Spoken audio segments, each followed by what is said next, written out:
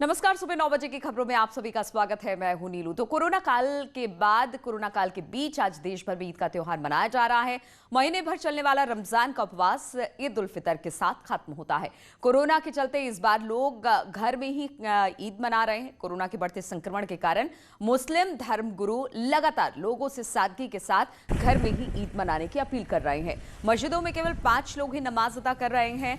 लोगों से corona guideline का पालन करने और घरों से बाहर ना निकलने की अपील की गई है।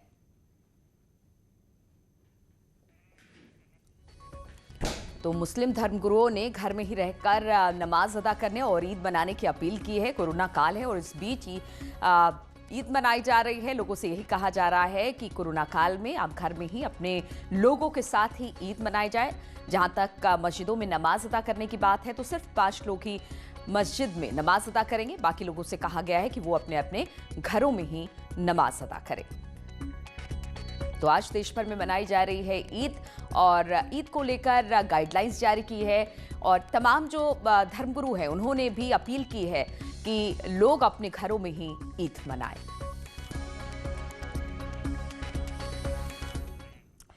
और प्रधानमंत्री मोदी ने ईद की शुभकामनाएं देते हुए ट्वीट किया है। ट्वीट में देशवासियों को ईद की शुभकामनाएं दी है। कोरोना काल में प्रधानमंत्री मोदी ने लोगों से आपसी सहयोग की अपील की है। तो देशवासियों को ईद की शुभकामनाएं। मैं प्रार्थना करता हूं कि सभी लोग स्वस्थ रहें। भरोसा है कि हम सभी के सहयोग से महामारी से निजात पालेंगे और मानव कल्याण के लिए हम साथ मिलकर काम करेंगे।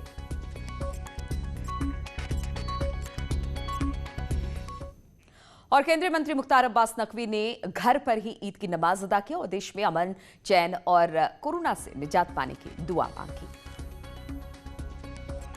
तो तस्वीरें आप देख सकते हैं किस तरह से ईद को अपने ही घरों में मनाने की अपील की गई है। और ये तस्वीर है मुख्तार अब्बास नकवी की जो अपने घर में ही नमाज अदा की और सभी से उन्होंने कहा कि इस नमाज के बाद जो दुआ उन्होंने की कि जल्द से जल्द जो कोरोना महामारी है वो खत्म हो और देश में अमन चैन की दुआ मांगी उन्होंने। तो मुख्तार अब्बास नकवी ने भी ईद की नमाज अदा की है और इस दौरान उन्होंने दुआ मांगी कि देश में अमन चैन बना रहे।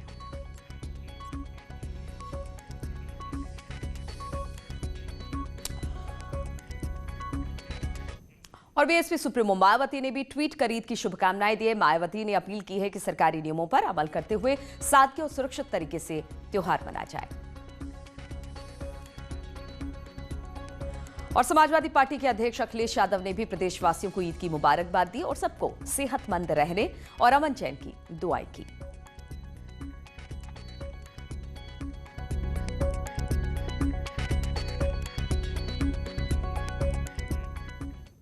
तो कोरोना काल का सीधा असर त्योहारों पर भी देखने को मिल रहा है। ईद के मौके पर मुस्लिम धर्मगुरुओं ने घर में ही ईद मनाने की अपील की और इसी पर बातचीत करने के लिए उमेश मेरठ से और उपेंद्र वाराणसी से हमारे साथ जुड़े हैं।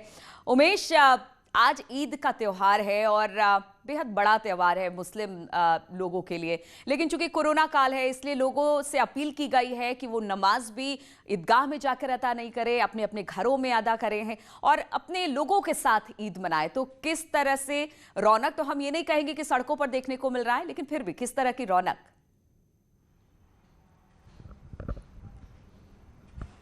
जी हाँ, देखिए, कोरोना काल में त्योहारों पर संकट है। ईद के मौके पर जहां सामूहिक नमाज अदा नहीं की जा रही है, वहीं आज अक्षय तृतीया भी है और अक्षय तृतीया के दिन होने वाली हजारों शादियां पोस्टपोन कर दी गई हैं। अकेले मेरठ में 2300 शादियां पोस्टपोन कर दी गई हैं। न्यूज़ 18 की टीम इस वक्त मेरठ के एक बैंकेट हॉल में मौजूद है और यहां की तस्वीरें आप देखिए कि किस तरह से बैंकेट हॉल में सन्नाटा पसरा हुआ है। हालांकि फूलों से सजाया गया है और अक्षय तृतीया का आज मौका है, लेकिन ये सन्नाटा ऐसा नहीं होता था। आमतौर पर अक्षय तृतीया के दिन यहाँ पर शिफ्ट में शादियाँ हुआ करती थी। हमारे साथ मंडप एसोसिएशन के अध्यक्ष मनोज कुमार जी मौजूद हैं। मनोज जी, आप ये बताइए कि अक्षय तृतीया के दिन आमतौर पर कितनी शादियां रहा करती थीं, इस बार कितनी शादियां थीं और वर्तमान में क्या स्थिति है? मेरठ के अंदर लगभग 2500 से 3000 शादियां आज अक्षय तृतीया के दिन थीं, जिसमें से लगभग 95% शादी कैंसिल हो चुकी हैं। लगभग 2300-2400 शादी कैंसिल हो चुकी हैं और लगभग 200-250-300 शादियां वर्तमान में आज की तारीख में सिर्फ हो रही हैं।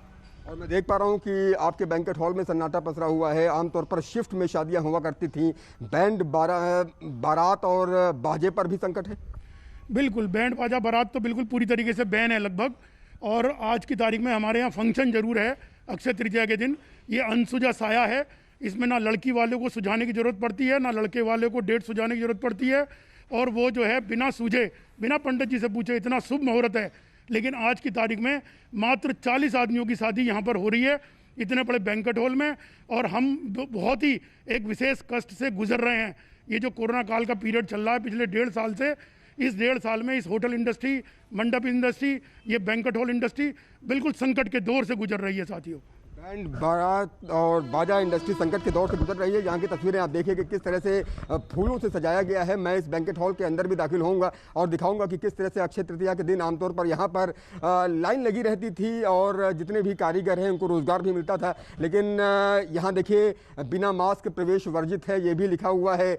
इससे आप भी सुरक्षित रहेंगे, अन्यथा विवाह परिसर में अधिक भीड़ होने के कारण वर वधू के माता पिता पर कठोर कानूनी कार्रवाई भी की जाएगी। ऐसा पोस्टर और बैनर भी लगाकर रखा गया है। 2 गज की दूरी, मास्क के जरूरी का नारा भी यहाँ पर दिया गया है। और बाकी जितनी भी तैयारियां हैं सारी पूर्ण कर ली गई हैं। बस ये नज़ारा आप देखिए कि किस तरह से बैंकेट हॉल का नज़ारा है और यहाँ सूनापन नज़र आ रहा है। अक्षय तृतीया के मौके पर आमतौर पर यहाँ पर चहल पहल रहा करती थी, हंसी चारों ओर गूंजा करती थी, खिलखिलाहट रहा करती थी। आप बिल्कुल उमेश, तो कहा जा सकता है अक्षय तृतीया के दिन तो ये हाल होता था कि आप सड़कों पर निकल नहीं सकते थे, इतनी ज्यादा भीड़ होती थी। बारात निकलने का सिलसिला और फिर बैंक्वेट हॉल हो वो सजे रहते थे, दुकान सजे रहते थे। ईद का मौका है, ईद के मौके पर भी इस तरह से लोग बाहर निकलते थे, मिलते जुलते थे। लेकिन क्या करें, कोरोना काल है, इसलिए कोरोना के प्रोटोकॉल का भी पालन करना बेहद जरूरी है। उपेंद्र भी वाराणसी से हमारे साथ जुड़े हैं।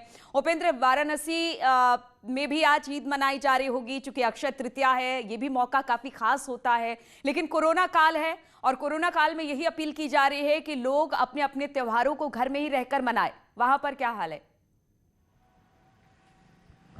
बिल्कुल, देखिए मैं जो आपको तस्वीर दिखा रहा हूँ नीलू, ये तस्वीर बेहद अहम है। ये जो दाहिनी तरफ का हिस्सा है ये सोने की मार्केट है, सर्राफों की दुकान है। अक्षय तृतीया पे यहाँ पर सुबह से ही बुकिंग रहती थी। ये जो आगे आप तस्वीर देख रहे हैं इसके आगे बड़े बैंकेट हॉल 3 हैं जो अक्षय तृतीया पे बुक रहते थे और यहाँ पर सुबह से ही गाड़ियों की लाइन लग जाती थी। लेकिन आज यहाँ सन्नाटा है। तीसरी तस्वीर मैं दिखा रहा हूँ आपको, ये वाराणसी की सबसे बड़ी ईदगाह में शुमार विद्यापीठ की ईदगाह है, जहाँ आज आपको सन्नाटा मिलेगा ईद के दिन। कोरोना काल ही ये पहला मौका है जब इस ईदगाह में सन्नाटा है, वरना यहाँ हजारों की संख्या में लोग ईद की नमाज अदा करते थे। फिलहाल आज यहाँ ईदगाह है लेकिन नमाजी नहीं है और यहाँ सामने फोर्स है, पुलिस फोर्स के मौजूद है, अफसर यहाँ पे मौजूद है कि उस नियम को पालन कराने के लिए जो कोविड का नियम है कि घरों में ही रहकर नमाज अदा करें।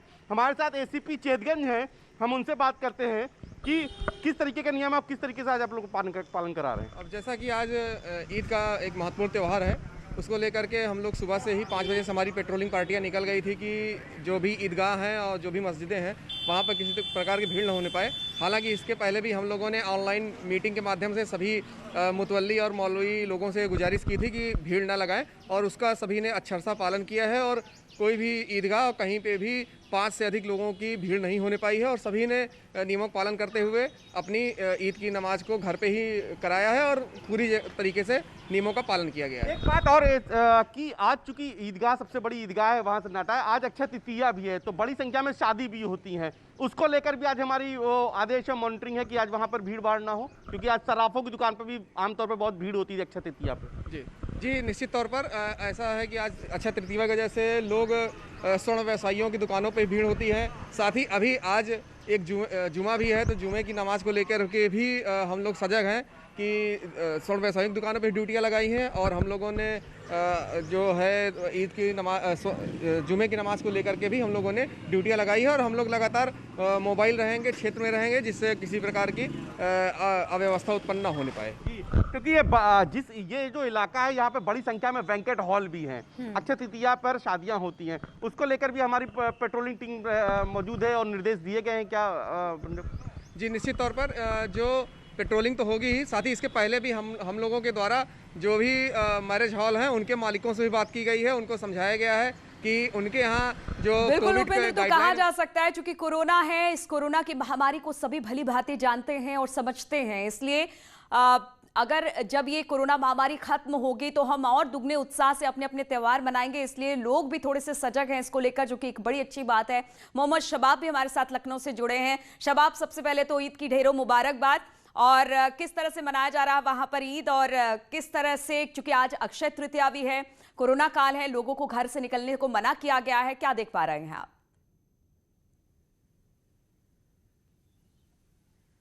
बिल्कुल, देखिए ईद का त्यौहार जो है वो बेहद सादगी के साथ मनाया जा रहा है। राजधानी लखनऊ समेत पूरे उत्तर प्रदेश में इस बात की गाइडलाइन थी कि कोई भी शख्स मस्जिदों में नमाज पढ़ने ना जाए, और उसका असर भी जो है वो देखने को मिल रहा है। मस्जिदों में वही लोग नमाज पढ़ रहे हैं जो मस्जिदों में रहते हैं, यानी कि मैक्सिमम 4 से 5 लोग जो मस्जिदों में रहते हैं वही मस्जिदों में नमाज पढ़ रहे हैं। बाकी बाहर के किसी भी व्यक्ति को मस्जिद में आने की इजाज़त नहीं दी जा रही है। मौलाना नईमुर रहमान साहब हमारे साथ हैं। हज़रत, किस तरीके से मस्जिदों में प्रोटोकॉल को पालन कराया जा रहा है और कैसे मस्जिदों में नमाज हो रही है? देखिए, बीमारी बहुत संगीन रुख इख्तियार कर चुकी है, तो हमारे जितने उलमा हैं, मजहबी कायदीन हैं, उन सब ने हमारे मुस्लिम आवाम से ये अपील की थी और उसका बहुत सख्ती से कहना चाहिए गश्त कराया गया था और लाउड स्पीकर पे ऐलान किया गया था कि जितने ज़्यादा तादाद में लोग अपने घरों पे और अपने हिफाजती नुक्ते नज़र से उसका एहतमाम करें उतना ही बेहतर है। इसका नतीजा हुआ कि मस्जिदों में भीड़ नहीं है। ईद की नमाज लोग घर में पढ़ रहे हैं, शरीयत की इजाज़त है, उसके मुताबिक वो लोग घरों में नमाज पढ़ रहे हैं। क्या तरीका है, बहुत अगर आसानी से बताएं, बहुत संक्षेप में, कि कैसे लोग अपने घरों में नमाज पढ़ें और क्या कुछ करना है आज ईद के दिन, लोगों से नहीं मिलना है, किस तरीके से ईद को मनाना? देखिए, उसमें सबसे आसान शक्ल ये है कि जिस घर में 4 अफराद हैं तो वो लोग खुद अपनी जमात कर लें ईद की, और एक इमाम हो जाए और 3 उसके मुक्तदी हो जाएं। एक मुख्तसर सा खुतबा दे दें 2 हिस्सों में। एक मुख्तसर सा खुतबा हमारे इस्लामिक सेंटर से जारी किया गया था।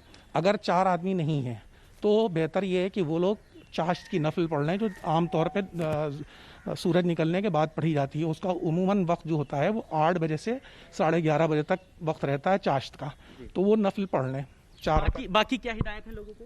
और उसके बाद इसका ज़्यादा से ज़्यादा मास्क एहतमाम करें, मास्क लगाएं और हाथ धोते रहें, सैनिटाइज़र का इस्तेमाल करें और जिस्मानी फासला ज़रूर बरकरार रखें। बिल्कुल शबाब, तो कह सकते हैं अपने अपने तरीके से आप अपने त्यौहार को बिल्कुल रीति रिवाज से मना सकते हैं, वो भी घर में रहकर और साथ ही कोरोना का पालन करके। बहुत बहुत शुक्रिया आप सभी का हमारे साथ जुड़ने के लिए। और प्रधानमंत्री नरेंद्र मोदी आज किसानों के खाते में किसान सम्मान निधि ट्रांसफर करेंगे। सुबह 11 बजे प्रधानमंत्री मोदी वीडियो कॉन्फ्रेंसिंग के जरिए देश से किसानों से बातचीत भी करेंगे और उनके खातों में रुपए भी ट्रांसफर करेंगे।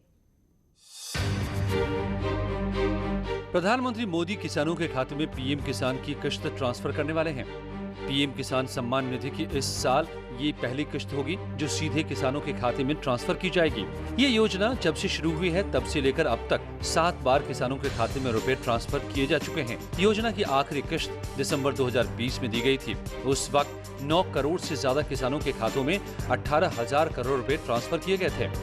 पीएम किसान सम्मान योजना की शुरुआत साल 2019 में हुई थी, जिसमें छोटे किसानों के खाते में हर साल 6,000 रुपए सरकार देती है। ये रुपए 2-2 हजार रुपए की 3 किश्तों में ट्रांसफर की जाती है। आज यानी 14 मई को करीब 9.5 करोड़ किसानों के खाते में 2-2 हजार रुपए ट्रांसफर किए जाएंगे। बात अगर यूपी की करें तो इस योजना के तहत 2.25 करोड़ किसानों को सीधा फायदा होगा।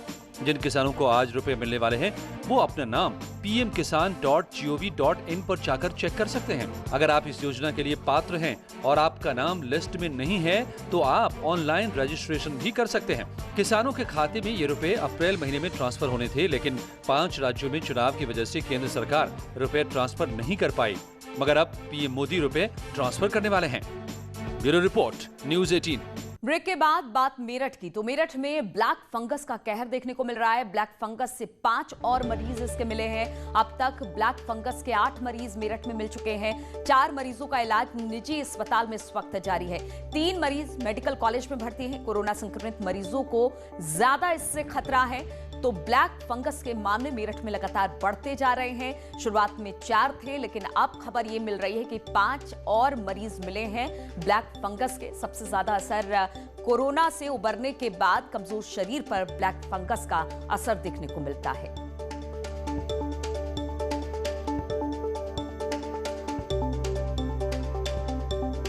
4 मरीजों का इलाज निजी अस्पताल में चल रहा है। 3 मरीज मेडिकल कॉलेज में भर्ती है। ब्लैक फंगस कहा जाता है कि बहुत ही खतरनाक होता है, इससे आंखों की रोशनी चली जाती है, बहुत सारी और दिक्कतें हैं, इसलिए इसको लेकर चिंता बनी हुई है। और नोएडा में ब्लैक फंगस के कई केसेस सामने आए हैं। 6 कोरोना मरीजों के ब्लैक फंगस से एक मरीज की इसमें मौत भी हो चुकी है। एक निजी हॉस्पिटल में भर्ती सभी मरीजों का इलाज चल रहा है। तो लगातार एक के बाद एक कई जिलों में ब्लैक फंगस के मामले सामने आ रहे हैं। नोएडा में भी ब्लैक फंगस के कई केस सामने आए। 6 कोरोना मरीजों में ब्लैक फंगस की पुष्टि हुई है। एक मरीज की इससे मौत भी हो चुकी है।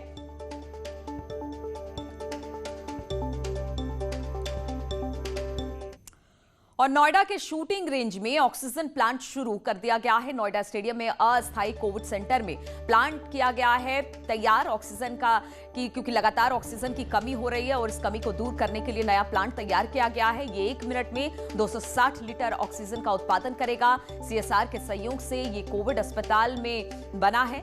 शूटिंग रेंज में 50 बेड का अस्थायी अस्पताल बनाया गया है। तो नया ऑक्सीजन प्लांट शुरू किया गया है नोएडा में। शूटिंग रेंज में 50 बेड का अस्थायी अस्पताल है, जहां पर अब ऑक्सीजन प्लांट भी तैयार हो गया है।